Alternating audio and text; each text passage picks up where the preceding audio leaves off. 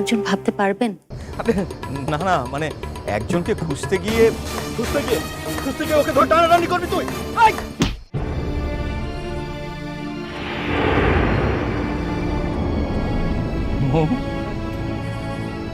আমি জানতাম তুমি আসবে, তুমি আশেপাশেই আছো। আমি বাতাসে তোমার উপস্থিতি টের পাচ্ছিলাম।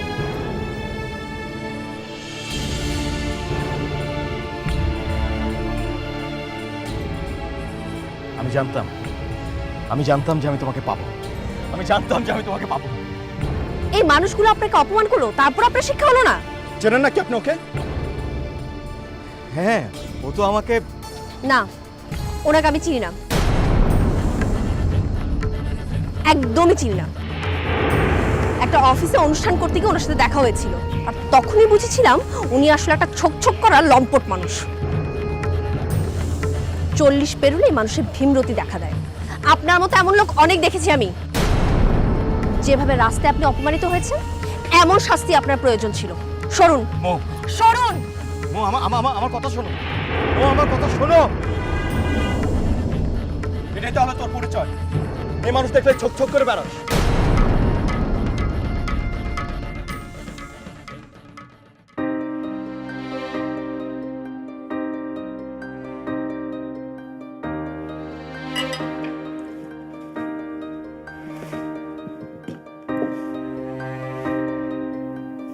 নতুন বউ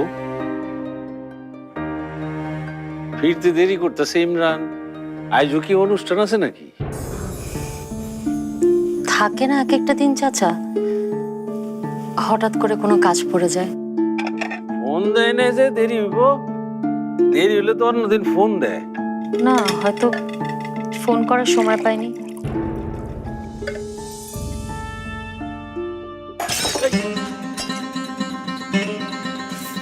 কি হলো সামনে? না, মানে গ্যালাসটা পুরো ভেঙে গেছে। ও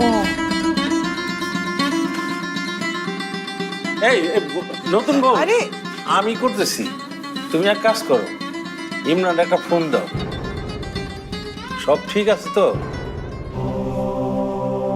ভাবি ভাবি তুমি রাখো তো, আমি আমি আমি উঠাচ্ছি। ভাবি তোমার হাত কেটে যাবে, প্লিজ আমি দেখছি। ওই